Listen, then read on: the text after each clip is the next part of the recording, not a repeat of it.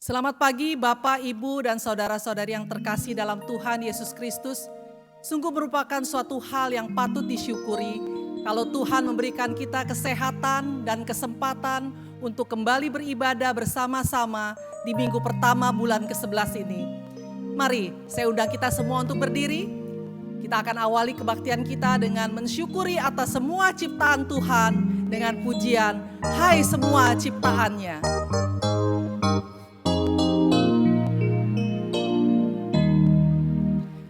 Hai semua ciptaannya, bernyanyi dan memujilah. Haleluya, haleluya. Sinar mentari memancar, terang lembut bulan di langit. Haleluya, haleluya, haleluya, haleluya. Haleluya.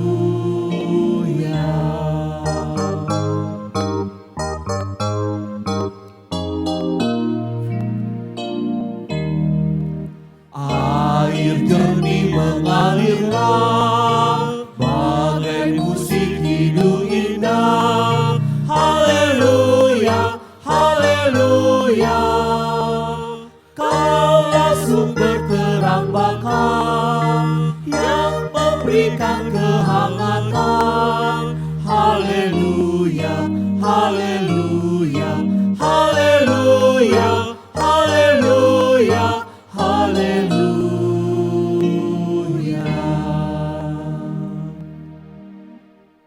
Jemaat Tuhan, marilah kita memulai ibadah online pagi hari ini dengan satu dasar iman bahwa pertolongan kita adalah di dalam nama Tuhan yang menjadikan langit dan bumi. Amin. Amin. Amin.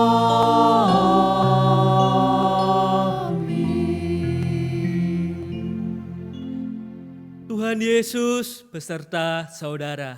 Dan beserta saudara juga. Jemaat sekalian, kadang ketika kita menghadapi cobaan, ujian, tantangan, kita merasa tidak sanggup, kita mengeluh, mungkin juga kita marah. Tapi ingatlah janji Tuhan di 1 Korintus 13 ayat 10, bahwa pencobaan yang kita alami tidak akan melebihi kekuatan kita. Dan yang pasti, Tuhan punya maksud dan rencana indah untuk kita. Biarlah lagu Pelangi Kasih-Nya boleh mengingatkan kita kembali sebelum kita memasuki doa pengakuan dosa.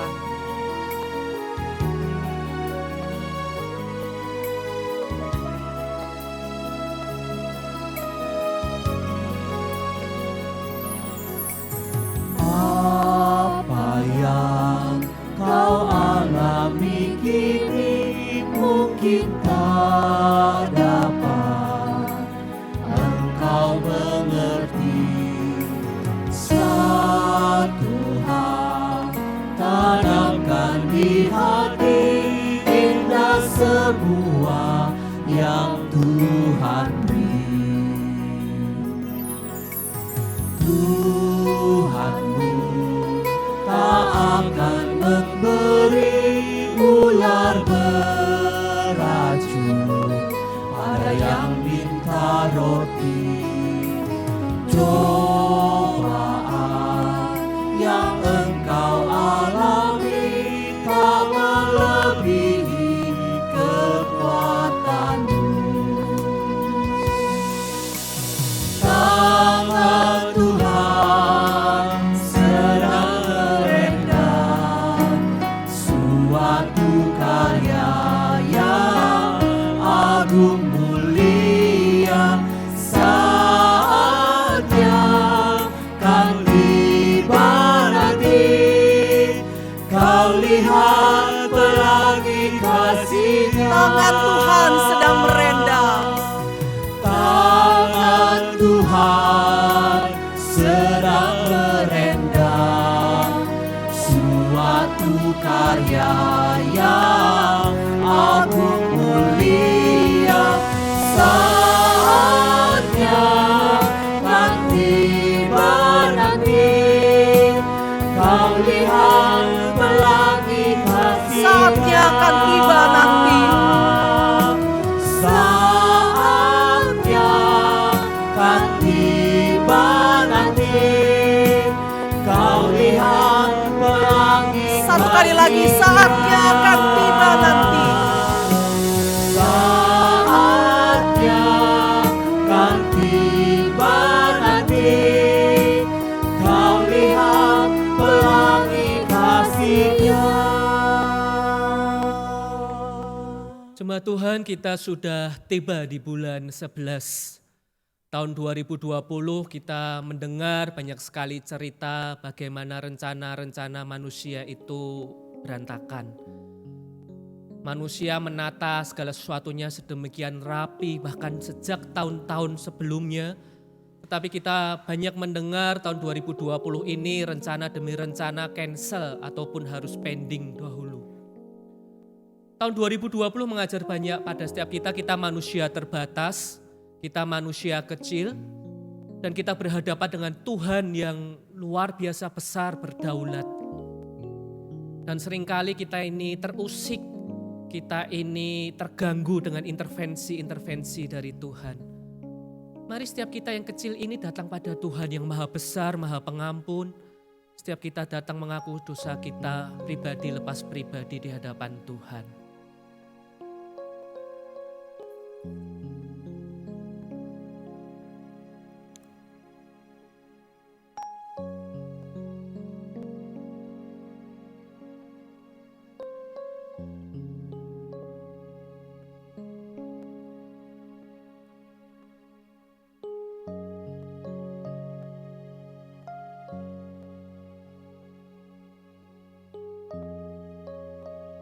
Ya Tuhan yang maha tahu dan maha benar, kami yang lemah, kecil ini berserah diri di hadapan-Mu, kasihanilah kami.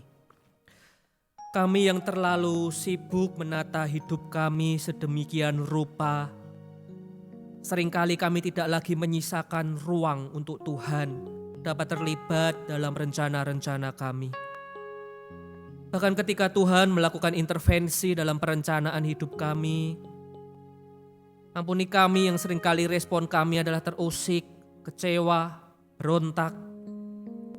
Ampunilah keterbatasan kami ya Tuhan, yang seringkali meragukan hikmat Tuhan.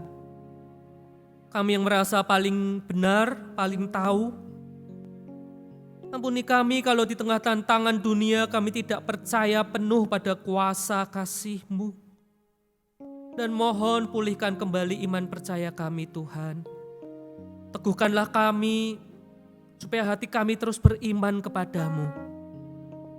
Di dalam satu nama Tuhan Yesus Kristus yang maha pengampun, kami mengaku dosa-dosa kami. Amin. Bapak Ibu, saya undang untuk bangkit berdiri. Berita anugerah pada pagi hari ini diambil dari Yesaya 44 ayat 2. Aku telah menghapus segala dosa pemberontakanmu, seperti kabut diterbangkan angin dan segala dosamu seperti awan yang tertiup. Kembalilah kepadaku, sebab aku telah menebus engkau. Demikianlah berita anugerah dari Tuhan. Syukur kepada Allah. Pujian kasih-Nya besar yang akan kita nyanyikan sebentar ini, boleh kembali mengingatkan bahwa begitu besar kasih dan berkat Tuhan pada kita, yang seharusnya lah kita selalu syukuri. Kasih-Nya besar.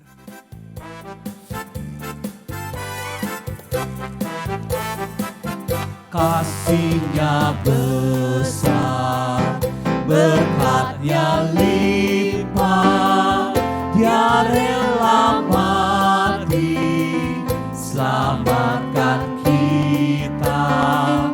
Kasih-Nya besar, berkat-Nya limpah, patut ku ingat, ku syukuri.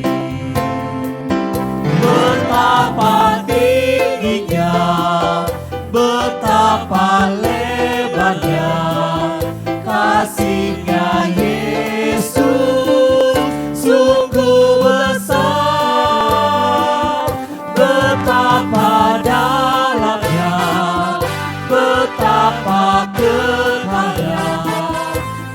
Kasihnya Yesus sungguh ajaib.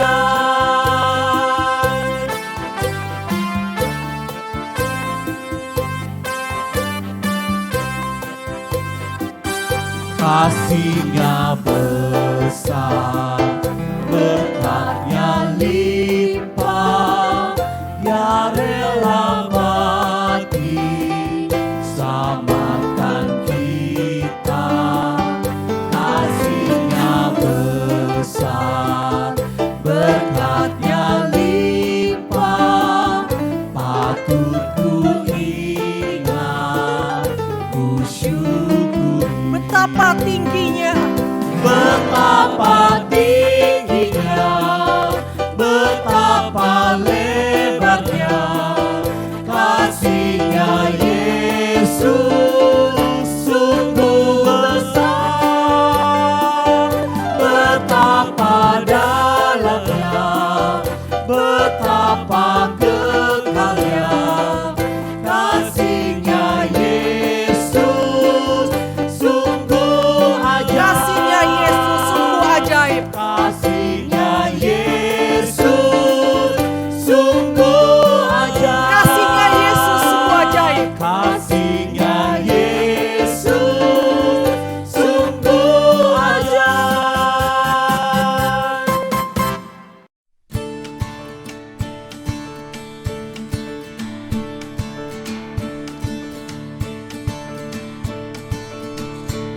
Though the days may fall, my song will rise to you.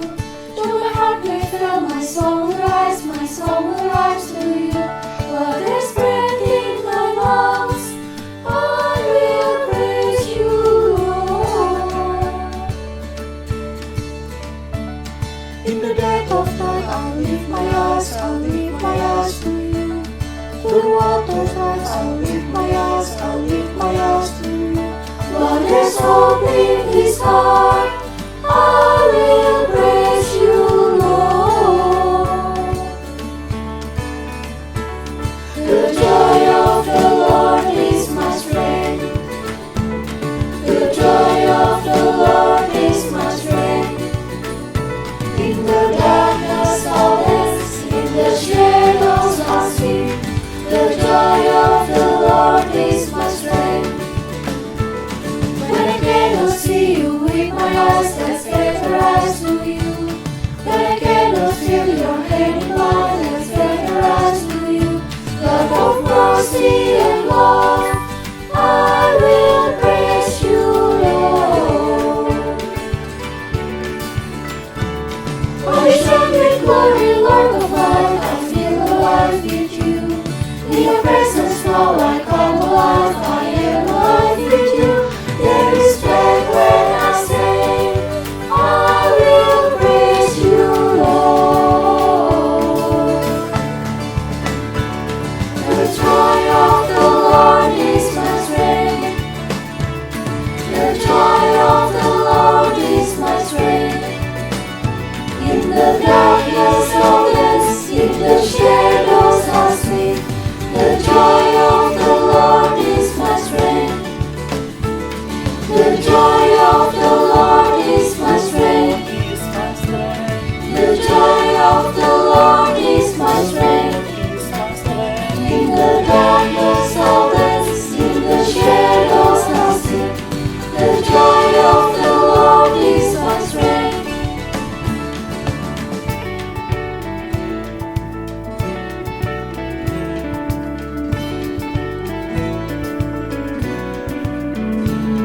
When sorrow comes my way, you are the shelter around me, always you remain. My courage in the fight, I hear you call my name. Jesus, I am coming, walking on the waves, reaching for your light. The joy of the Lord is my strength. The joy of the Lord is my strength.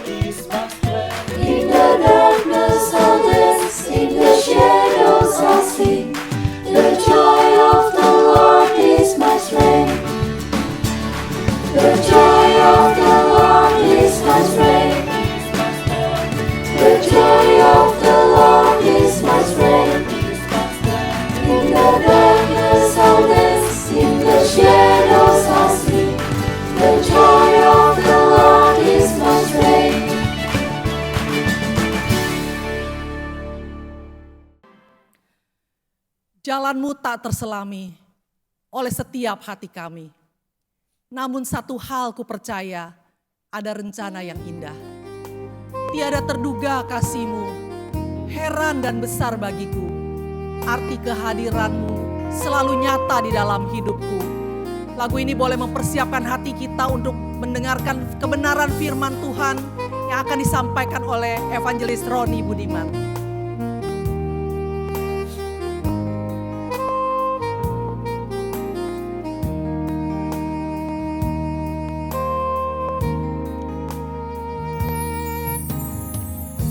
Jalan-Mu tak terselami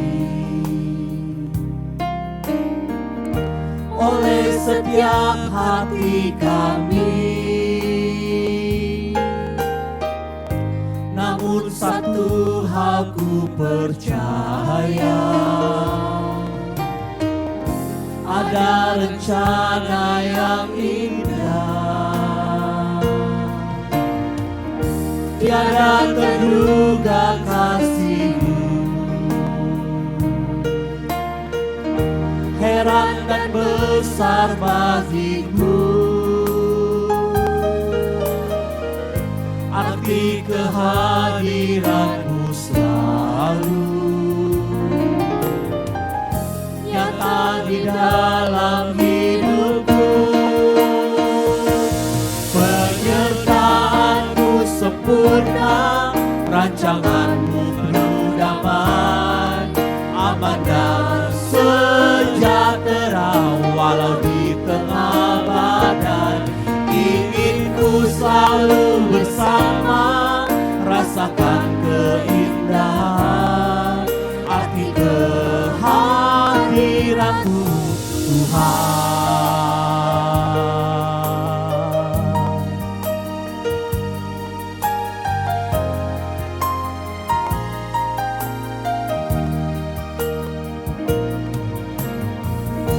Jalan-Mu tak terselami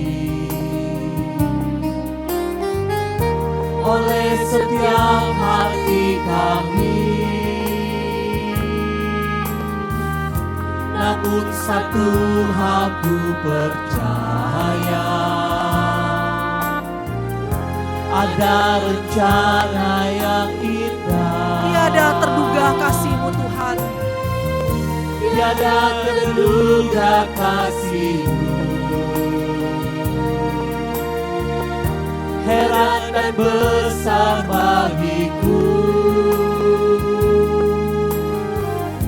Arti kehadiran-Mu selalu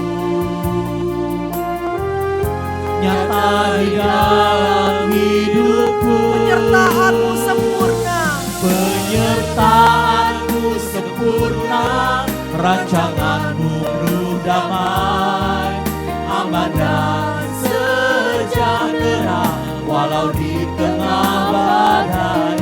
Ingin ku selalu bersama, rasakan keindahan arti kehadiran-Mu. Penyertaan-Mu sempurna, rancangan-Mu penuh damai. Penyertaan-Mu sempurna, rancangan-Mu penuh damai, aman dan sejahtera walau di tengah badai. Ingin ku selalu bersama, rasakan keindahan arti kehadiran-Mu Tuhan.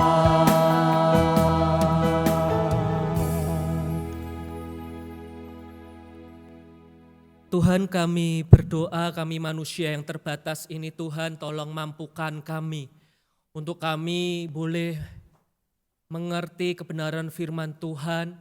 Engkau yang curahkan roh hikmat-Mu, dan tidak hanya kami mengerti, tapi kami boleh menerima dan menghidupinya dalam keseharian.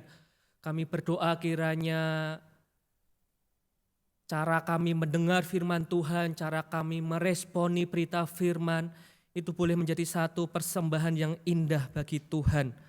Inilah doa kami Tuhan, di dalam satu nama Tuhan Yesus Kristus kami berdoa dan mengucap syukur. Amin. Saudaraku, saya mengajak setiap kita untuk boleh membuka 2 Samuel 7. 2 Samuel 7, tetapi untuk menyingkat waktu saya tidak akan membacakannya semua, seluruh ayat. Saya akan membacakan ayat 1 sampai 5, dilanjutkan ayat 12 dan 13, lalu dilanjutkan kembali ayat 18 sampai 20. 2 Samuel 7,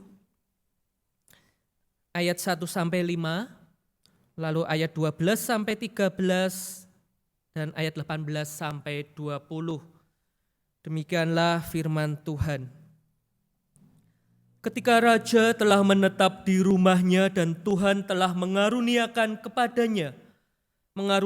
keamanan kepadanya terhadap semua musuhnya di sekeliling, berkatalah raja kepada Nabi Natan, "Lihatlah, aku ini diam dalam rumah dari kayu aras, padahal tabut Allah diam di bawah tenda." Lalu berkatalah Natan kepada raja, "Baik, lakukanlah segala sesuatu yang dikandung hatimu, sebab Tuhan menyertai engkau." Tetapi pada malam itu juga datanglah firman Tuhan kepada Natan demikian, "Pergilah, katakanlah kepada hambaku Daud, beginilah firman Tuhan, masakan engkau yang mendirikan rumah bagiku untuk kudiami?" Ayat 12, "Apabila umurmu sudah genap dan engkau telah mendapat perhentian bersama-sama dengan nenek moyangmu, maka aku akan membangkitkan keturunanmu yang kemudian, anak kandungmu, dan aku akan mengokohkan kerajaannya. Dialah yang akan mendirikan rumah bagi namaku dan aku akan mengokohkan tahta kerajaannya untuk selama-lamanya."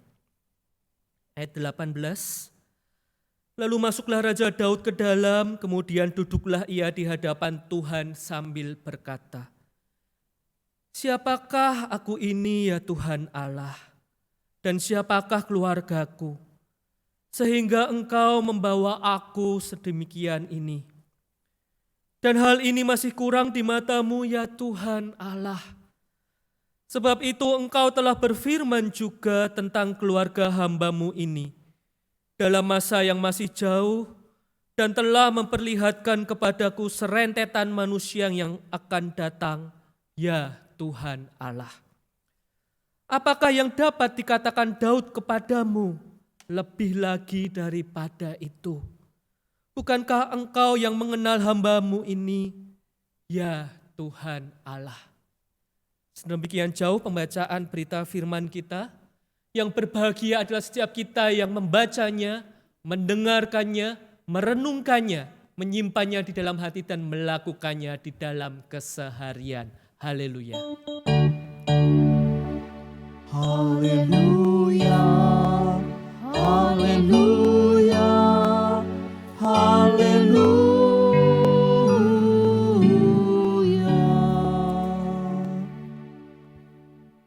Saudaraku, dalam hidup ini seringkali kita punya rencana-rencana, tetapi tidak selalu rencana-rencana itu bisa terwujud. Seorang aktivis gereja mengutarakan kegalauannya. "Sedih Pak, pakai banget. Kami sudah pacaran 7 tahun loh Pak. Dia cinta pertamaku sejak SMP. Bahkan kami ini sudah pilih mau nyicil rumah yang mana. Tapi tiba-tiba aja minggu lalu dia tega-teganya mengucapkan hal itu. Saya rasa saya tidak sungguh-sungguh mencintaimu." Rasanya nyesek Pak. Cinta yang berawal dari mata kini berakhir dengan air mata. Rasanya percuma Pak, kalau memang ujung-ujungnya begini, mengapa enggak dari dulu aja sekalian hubungan ini berakhir. Mengapa Tuhan menjawab tidak, Pak? Di waktu yang lain seorang pemuda menggerutu, Pak, saya nggak ngerti apa maksudnya Tuhan. Kenapa saya nggak diterima di universitas itu? Saya sudah sungguh-sungguh belajar, saya serius belajar, nyontek saya nggak pernah. Berdoa, 3 tahun Pak saya berdoa sungguh-sungguh. Keinginan saya cuma satu kok Pak, bikin orang tua saya bahagia. Cuman itu. Tetapi rasanya percuma deh kerja keras saya selama ini. Mengapa Tuhan menjawab tidak, Pak? Di waktu yang lain lagi seorang istri terisak pilu. Pak, saya nggak ngerti dengan apa maunya Tuhan.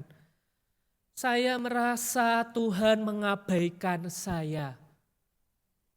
Mengapa Tuhan memanggil suami saya sedemikian cepat?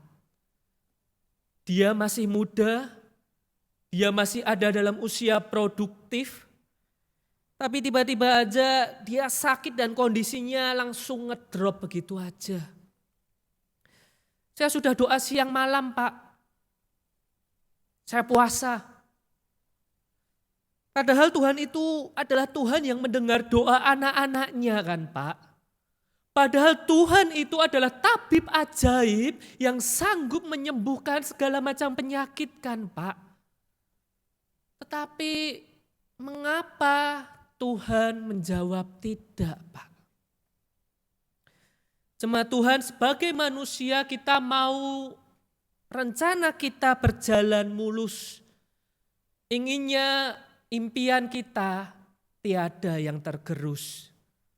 Oleh karena itu ketika kita benar-benar menginginkan sesuatu, kita mendoakannya siang malam, lalu sampai pada suatu titik, ternyata Tuhan menjawab tidak. Momen itu menjadi satu momen yang tidak mudah.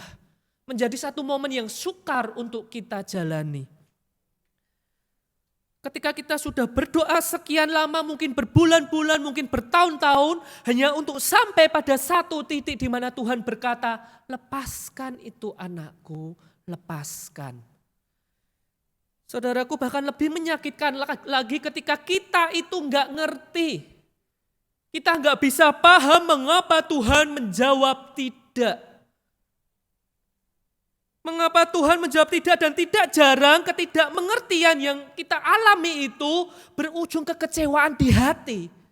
Itu menggores luka di hati kita. Henry Nouwen pernah menegaskan akan hal ini. Hidup kita penuh dengan kehancuran. Relasi-relasi yang hancur, janji-janji yang hancur, harapan-harapan yang hancur. Bagaimana kita bisa hidup dengan kehancuran itu tanpa menjadi pahit dan marah, selain dengan selalu kembali ke hadirat Allah yang setia. Saudaraku, sudah berapa lama kita memendam kekecewaan demi kekecewaan? Kemarahan dan kepahitan bermukim di hati kita. Sudah berapa lama kita hidup di dalam kekusutan seperti ini? Kita terus-menerus menuntut dan menuntut. Padahal jelas kita tidak akan pernah berhasil menuntut Allah memberikan sesuatu. Meski sampai kita berteriak. Ketika kasih dan rahmat-Nya tahu bahwa yang terbaik adalah dengan menjawab tidak. Jemaat Tuhan, perikop yang kita baca dibuka dengan setting waktu dan tempat yang penuh kedamaian di sana. Ada kedamaian domestik, Daud hidup dengan damai di keluarganya, tenang bersama istrinya, anak-anaknya. Tetapi juga ada kedamaian internasional di sana, Daud tidak dalam kondisi perang. Ayat 1 berbunyi ketika raja telah menetap di rumahnya dan Tuhan telah mengaruniakan keamanan kepadanya terhadap semua musuhnya di sekeliling. Saudaraku, kondisi damai luar dalam seperti inilah yang bisa dikatakan tidak biasa terjadi. Bahkan mungkin tidak pernah terjadi. Sebelumnya jantung kita dibuat berdegup kencang ketika kita menyaksikan Daud yang sedemikian kecilnya hanya bermodalkan umban dan batu menantang raksasa Goliat. Ketika Daud berperang di medan perang untuk melawan orang-orang Amalek. Kita melihat bagaimana perjuangan Daud di dalam merebut kubu pertahanan Sion. Tetapi sekarang dikisahkan Daud tinggal tenang di kediamannya. Tuhan memberikan Daud istirahat dari segala musuh yang dihadapinya. Dan dalam kondisi damai inilah Daud berencana untuk boleh membangun rumah, membangun bait untuk Tuhan. Allah yang sudah memberinya kemenangan demi kemenangan di medan perang. Pikir Daud, bagaimana bisa saya yang hanyalah hamba Tuhan ini dihormati sedemikian rupa, saya tinggal enak di istana yang megah ini, sedangkan Tuhan, Allah yang memberikan saya kemenangan demi kemenangan, tinggal di dalam tenda. Dan saudaraku, hal yang dipikirkan Daud ini satu hal yang lumrah. Raja-raja Timur Tengah pada zaman sebelum Daud, mereka membangun kuil untuk tanda mereka, penghormatan mereka kepada dewa-dewa yang menyertai mereka di dalam peperangan. Hal yang dilakukan Daud ini lumrah, ini hal yang baik, gak ada yang salah dari motivasi Daud. Tidak ada tujuan tersembunyi dari Daud. Tujuannya hanya satu, memberi penghormatan kepada Allah. Satu hal yang baik. Bahkan bukan karena Daud berbuat dosa, lalu Allah sedang menghukum Daud, sehingga Allah melarang Daud membangun bait, tidak. Tetapi sekali lagi ide yang baik ini adalah ide Daud, bukan ide Allah. Di ayat 12-13 kita temukan bahwa bukanlah rencana Allah untuk Daud membangun bait. Karena di saat Daud berusaha membangun rumah berupa bait suci untuk Tuhan, Tuhan sudah lebih dahulu berkehendak membangun rumah, yaitu dinasti untuk Daud. Saudaraku, ada dua penafsiran mengenai siapa yang dimaksud Tuhan untuk membangun bait di sini. Penafsiran pertama, bagian pertama ini dipahami tentu merujuk kepada Salomo putra Daud. Kita melihat di 1 Raja-Raja 6, Salomo yang membangun bait ini. Meskipun pada akhirnya kerajaan Salomo berakhir juga. Tetapi pada bagian kedua, bagian ini dipahami secara eskatologis, secara mesianik, menunjuk kepada Yesus. 3 klaim Yesus tentang dirinya yang merujuk pada ayat ini. Yang pertama, Yesus menyatakan bahwa Dia akan membangun sebuah bait suci. Yesus mengaku memiliki tahta yang kekal. Itu yang kedua, klaim Yesus. Yang ketiga, klaim Yesus, Yesus mengaku memiliki kerajaan yang tidak binasa. Saudaraku, sehingga perjanjian Tuhan kepada Daud ini disejajarkan dengan perjanjian Tuhan kepada Abraham dalam Kejadian 15. Satu hal yang indah sekali. Ini satu janji yang besar. Janji untuk memelihara keturunan, janji untuk boleh memberikan pemimpin. Saudaraku, sesungguhnya satu hal yang manusiawi. Satu hal yang lumrah. Ketika Daud merasa kecewa, ketika Daud merasa gak enak di hati, di ayat 3 Daud sempat mendapat konfirmasi iya dari Nabi Nathan. Sebelum akhirnya kita melihat jawaban iya itu akhirnya berubah karena Tuhan mengatakan tidak. Dan di dalam pengalaman hidup kita, di dalam perjalanan hidup kita, bukankah seringkali kita juga mengalami hal-hal seperti ini? Terasa lebih menyakitkan ketika di awal pergumulan kita seolah mendapat konfirmasi iya dari rekan-rekan seiman. Hingga sampai di ujung jalan kita mendengar jawaban tidak dari Tuhan. Saudaraku, perasaan sakit inilah yang membuat kita sukar untuk menerima realita. Kita terus-menerus bertanya, Tuhan, mengapa Tuhan tidak menjawab iya atas doa-doaku? Tuhan, saya begitu memerlukan hal ini. Saya begitu membutuhkan jawaban iya akan permintaan ini. Kita bingung, kita kecewa. Bukankah Dia adalah Tuhan yang menciptakan segala sesuatu? Dan bukan hal yang sulit bagi Tuhan untuk boleh menjawab iya atas doa-doa kita. Kita berpikir bukankah seharusnya demikian? Tapi saudaraku, kita perlu ingat rencana Tuhan bukanlah rencana kita. C.S. Lewis pernah menulis, kita tidak perlu meragukan bahwa Tuhan akan memberikan yang terbaik untuk kita. Tetapi terkadang memang menyakitkan untuk mendapatkan yang terbaik dari Dia. Saudaraku, merasa kecewa itu hal yang wajar. Merasa kecewa berarti kita sudah menaruh harapan yang besar.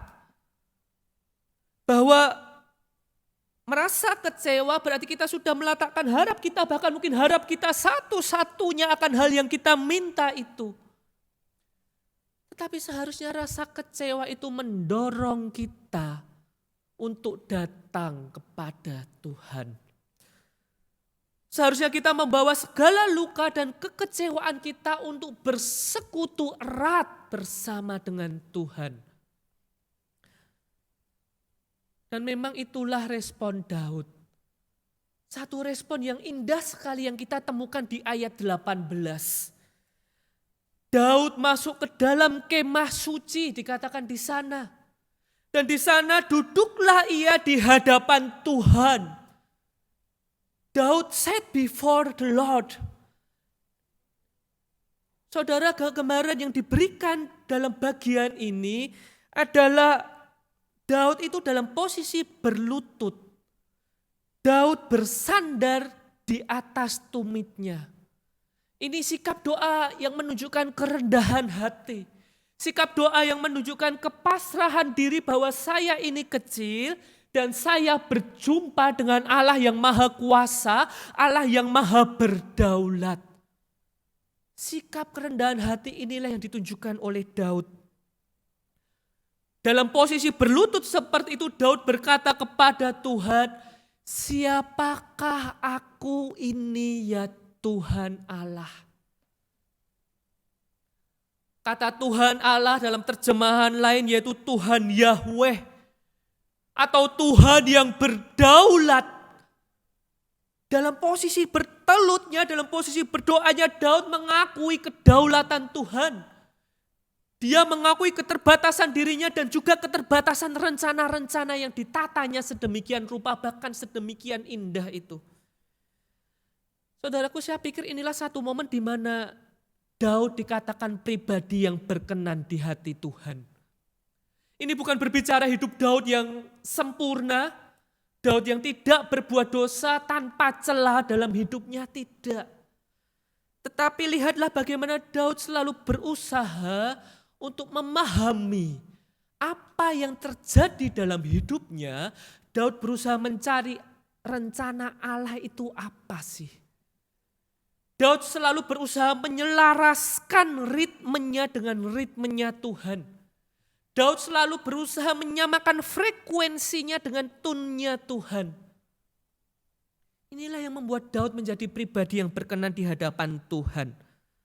Bahkan sekalipun gak bisa mengerti, sekalipun masih gak bisa paham, Daud belajar terima jawaban tidak dari Tuhan.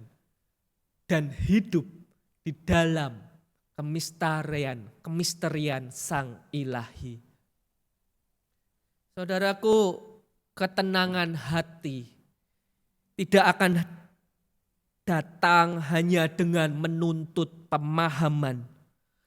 Ketenangan sejati didapat ketika kita menempatkan Allah sebagai Tuhan. Saya ulangi, ketenangan hati tidak akan datang hanya dengan menuntut pemahaman.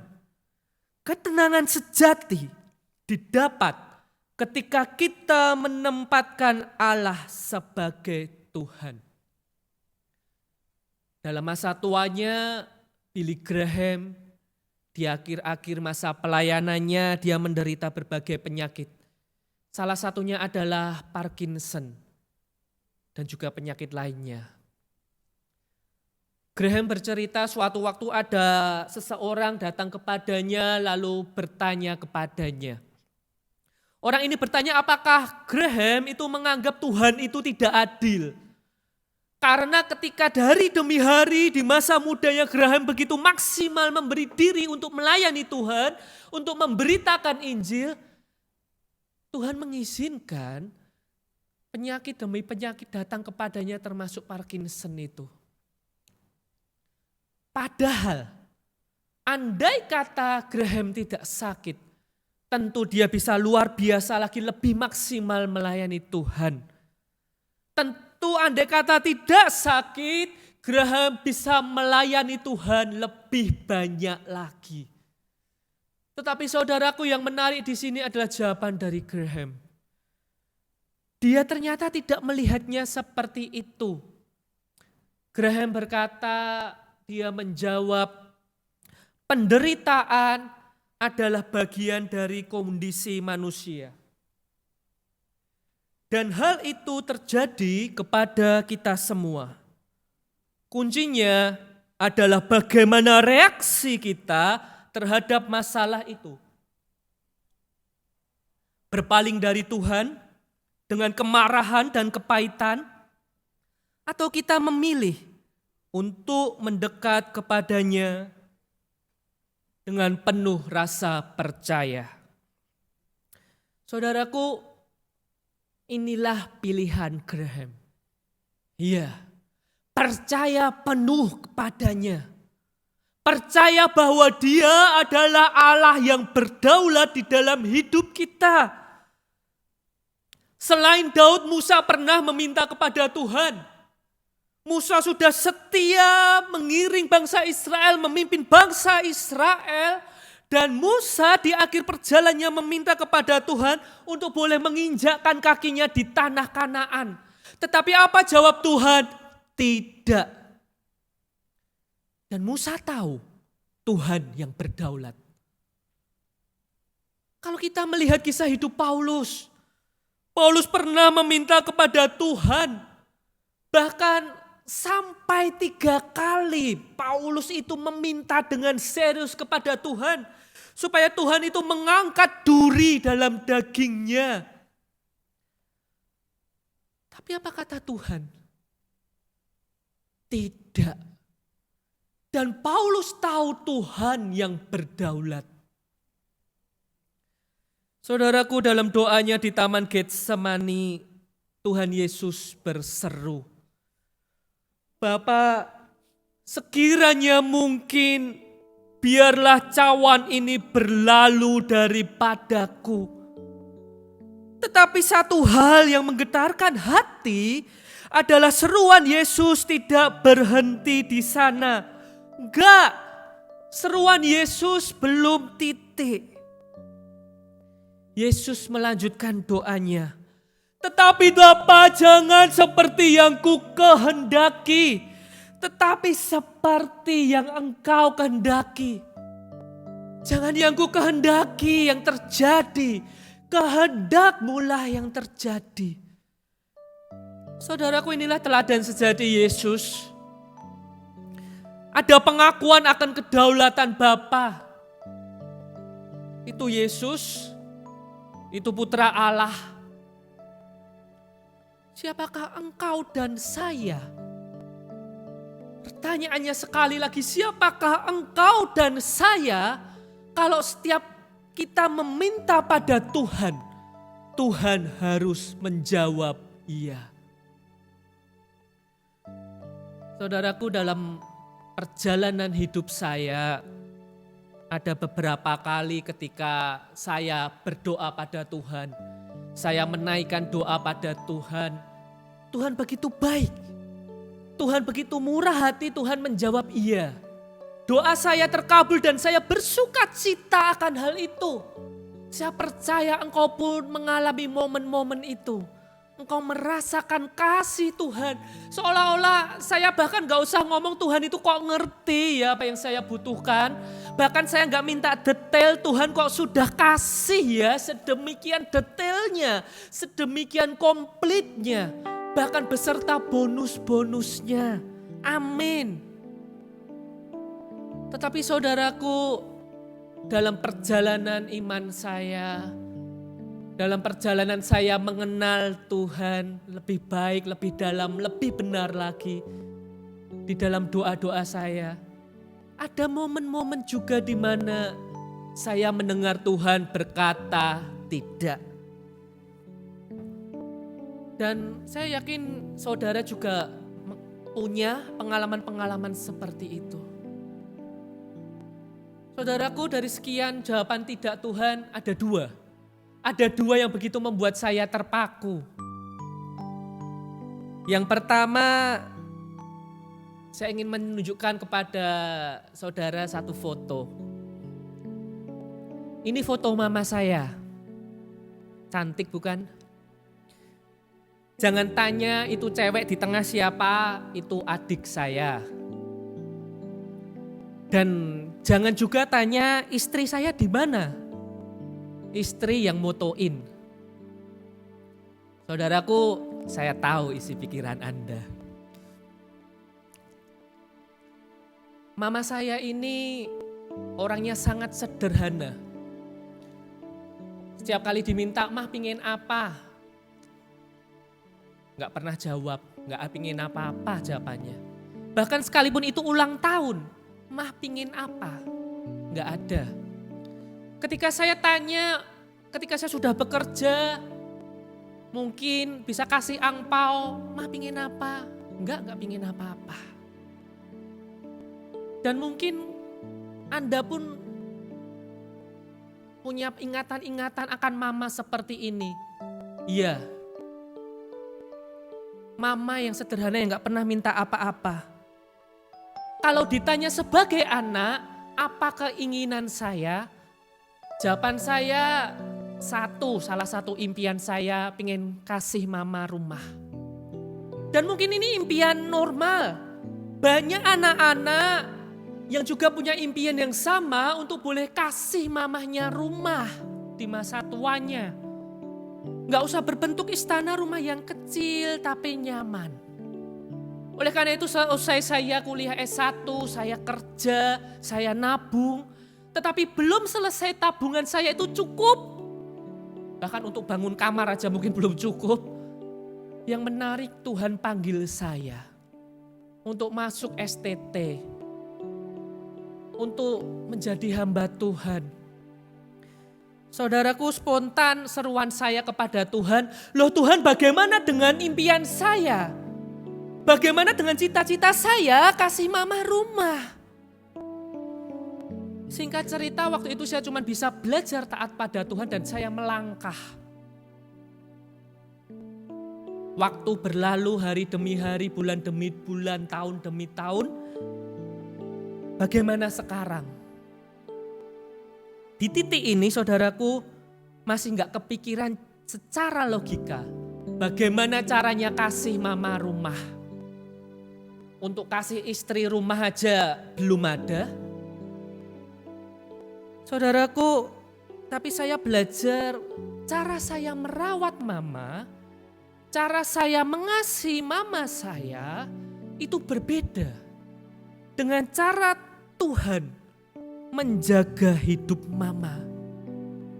Dan di dalam perjalanan saya menjadi hamba Tuhan, ketika seolah-olah tangan saya itu terbatas untuk memuaskan mama saya secara dunia, saya menyaksikan sendiri bagaimana Tuhan itu tahu yang terbaik untuk menjaga mama saya. Bagaimana Tuhan tahu yang terbaik untuk merawat mama saya. Itu pengalaman kisah hidupku yang pertama. Ini kisah hidupku yang kedua.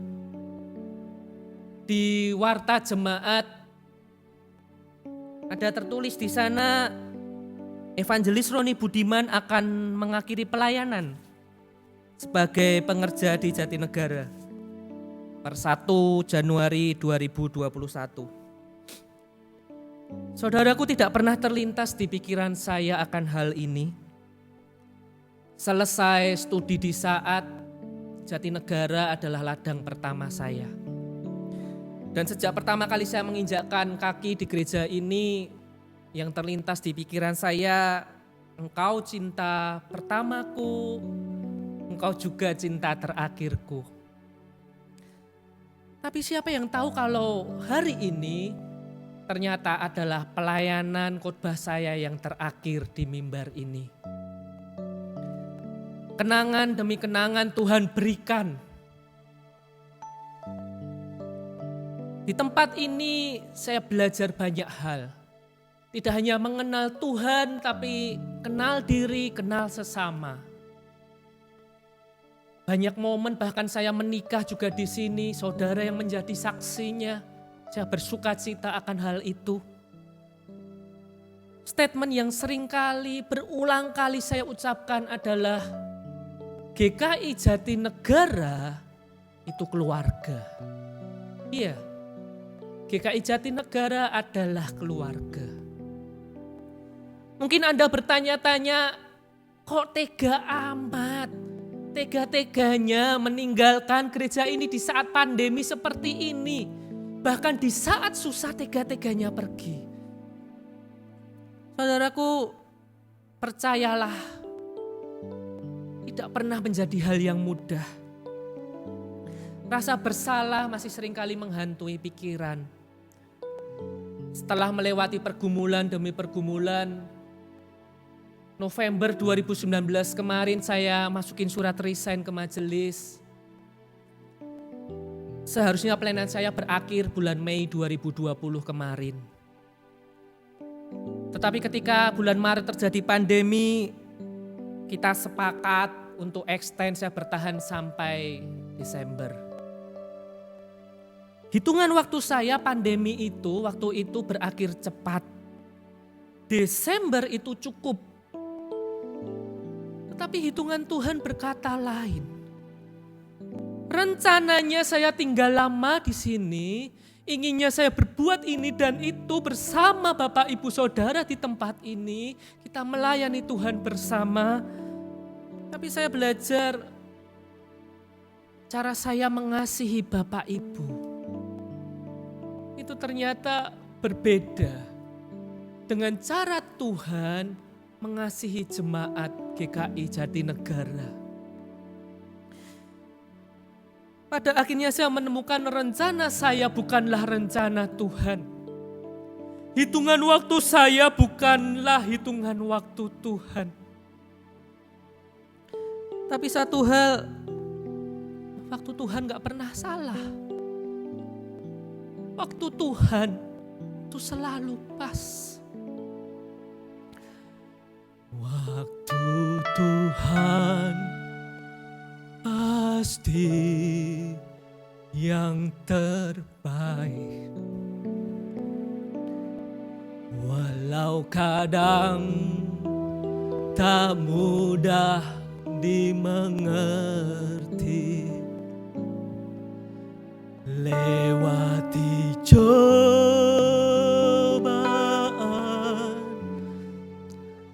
ku tetap percaya.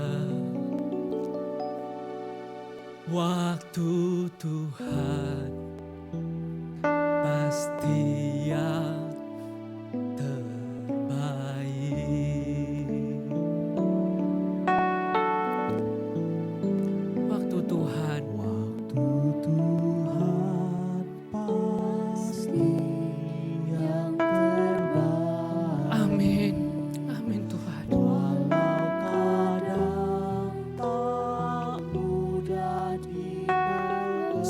kami terbatas, gak ngerti rencanamu.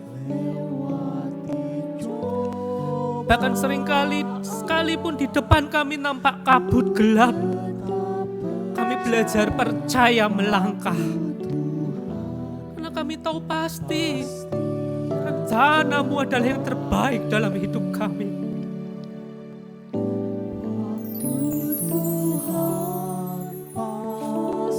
Katakan dengan hatimu, nyatakan imanmu di hadapan Tuhan. Sekalipun kami gak ngerti Tuhan, sekalipun sukar, kami mau percaya. Kami mau pegang tangan-Mu.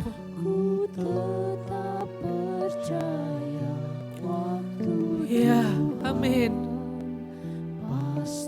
Waktu-Mu yang terbaik Tuhan. Saudaraku, mari kita tundukkan kepala. Jemaat Tuhan, beberapa dari kita yang mendengar khotbah ini mungkin datang dengan impian-impian yang hancur. Sebelumnya kita punya satu gambaran ideal bahwa kehidupan kita akan menuju satu arah tertentu. Kita sudah punya rutenya, kita punya mappingnya sedemikian baik. Tetapi Tuhan karena alasan yang misterius itu, Dia berkata, tidak anakku, tidak. Lepaskan anakku, lepaskan. Dan kita berteriak, bagaimana Tuhan? Bagaimana bisa? Ini berat Tuhan, gak mudah. Ini impianku Tuhan.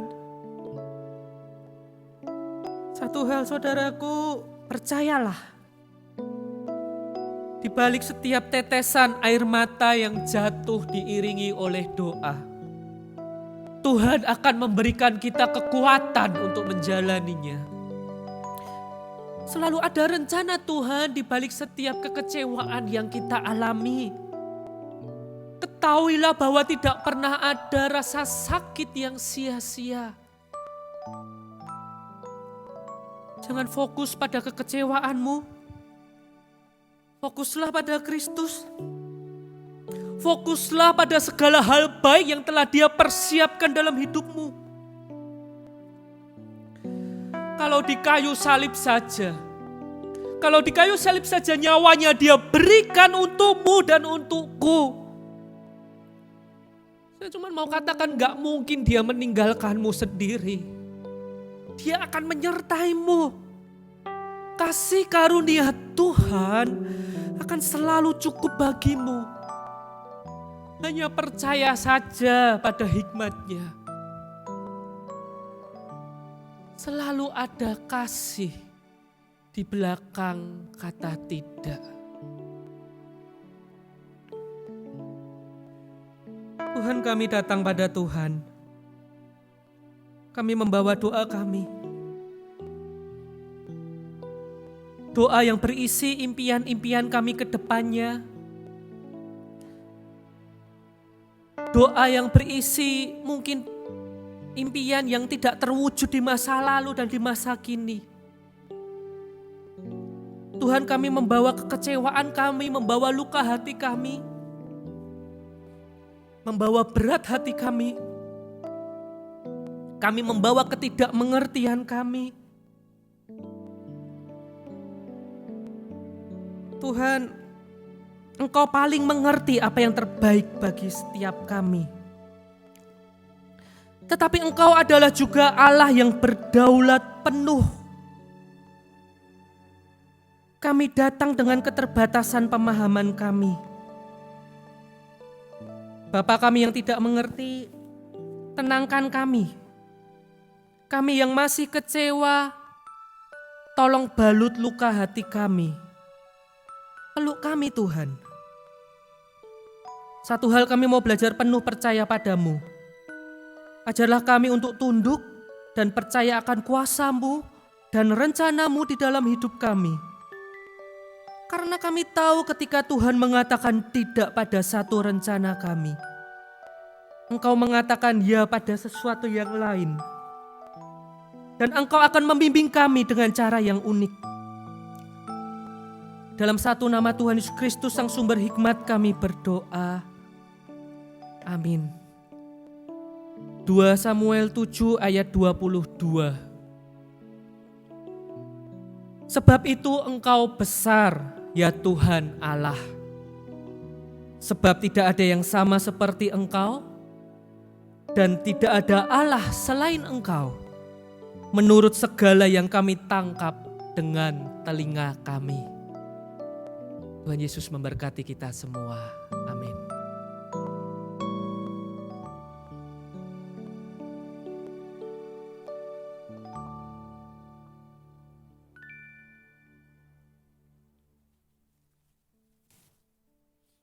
Bapak Ibu sekalian, mari kita bangkit berdiri.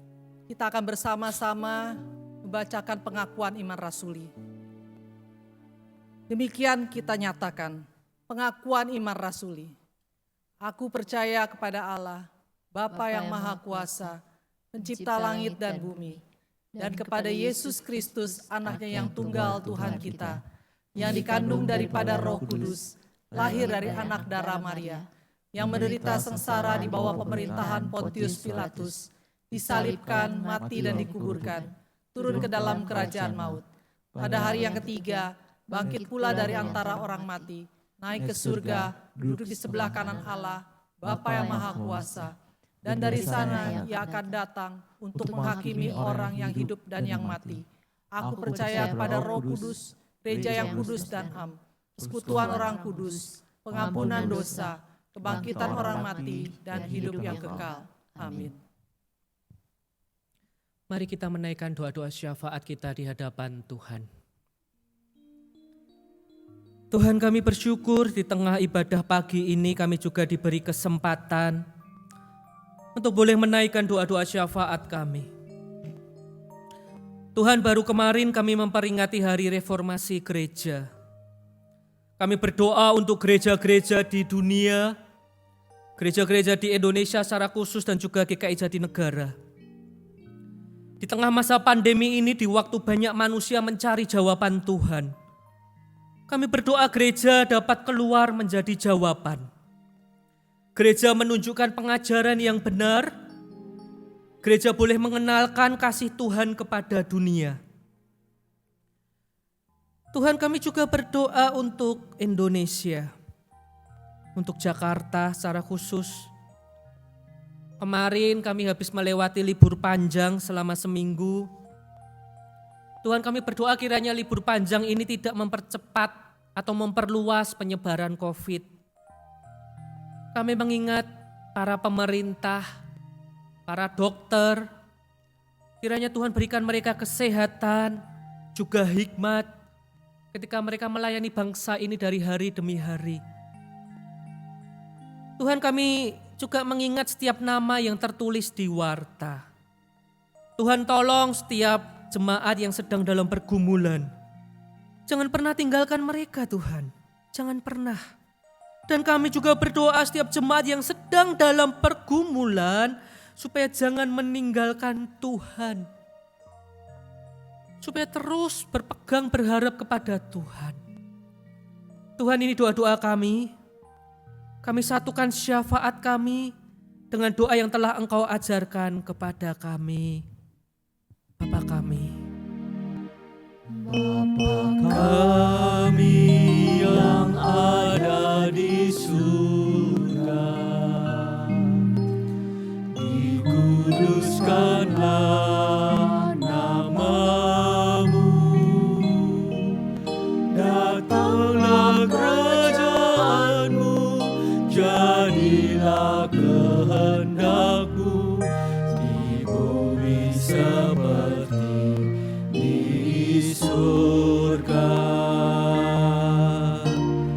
Beri kami hari ini makanan yang secukupnya.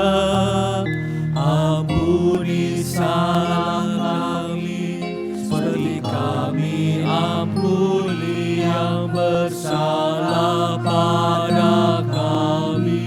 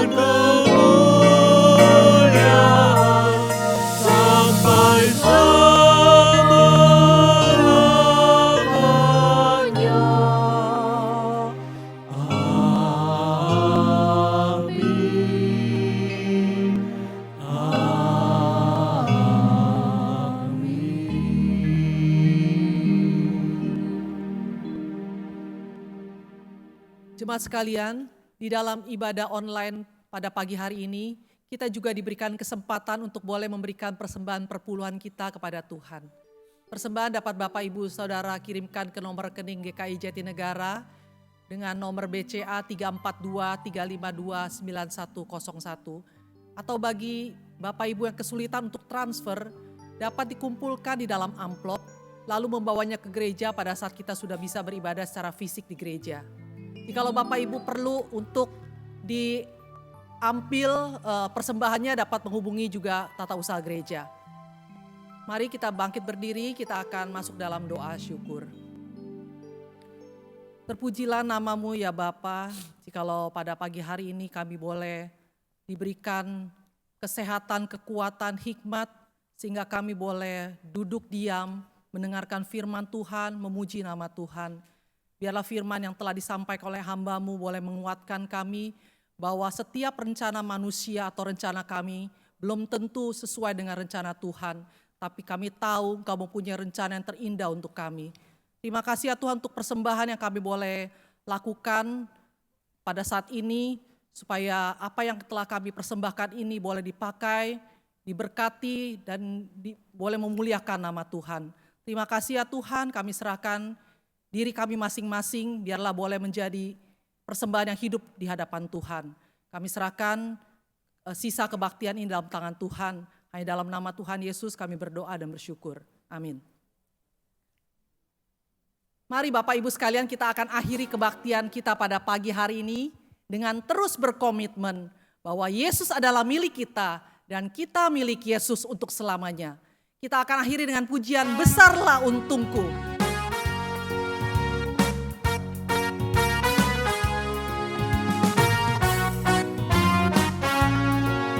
Besarlah untukku jika Yesus milikku. Besarlah untungku jika Yesus milikku. Bersuka jiwaku karena damai yang penuh. Meskipun angin keras, badai dunia menderu, tak goyah hatiku karena Yesus milikku. Benar-benar besarlah untungku. Benar-benar besarlah untungku. Benar-benar besarlah untukku. Ketika Yesus sungguhlah tetap milikku.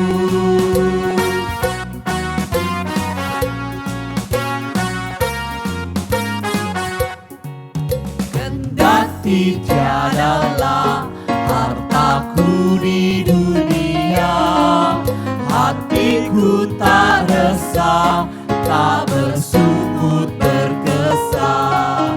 Karena ku sungguh tahu jika Yesus milikku, tak sia-sialah segenap usaha. Benar-benar. Benar-benar besarlah untukku. Benar-benar besarlah untukku. Benar-benar besarlah untukku. Ketika Yesus sungguhlah tetap milikku. Tuhan, bersyukurlah kalau Tuhan masih intervensi di dalam hidupmu. Karena itu jauh lebih baik daripada kita berjalan sendiri tanpa Tuhan. Berharap kepada manusia itu sia-sia, bahkan terkadang mengecewakan. Tetapi berharaplah kepada Tuhan. Arahkan pandangmu kepada Yesus. Dia yang mengasihimu dan tidak akan pernah meninggalkanmu. Sekarang, arahkanlah hatimu kepada Tuhan. Kami mengarahkan hati kami kepada Tuhan. Jadilah saksi Kristus. Syukur kepada Allah. Terpujilah Tuhan. Sekarang dan selamanya.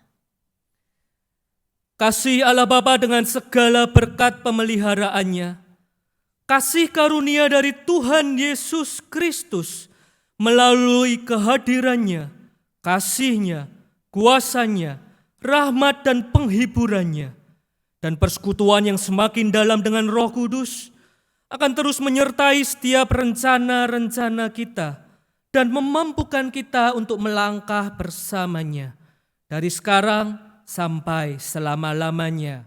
Amin. Haleluya, haleluya, haleluya, haleluya, haleluya. Amin, amin, amin.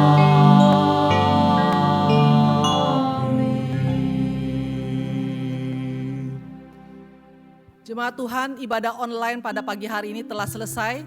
Jemaat dipersilakan untuk mengambil waktu teduh. Kiranya Tuhan Yesus memberkati jemaat sekalian.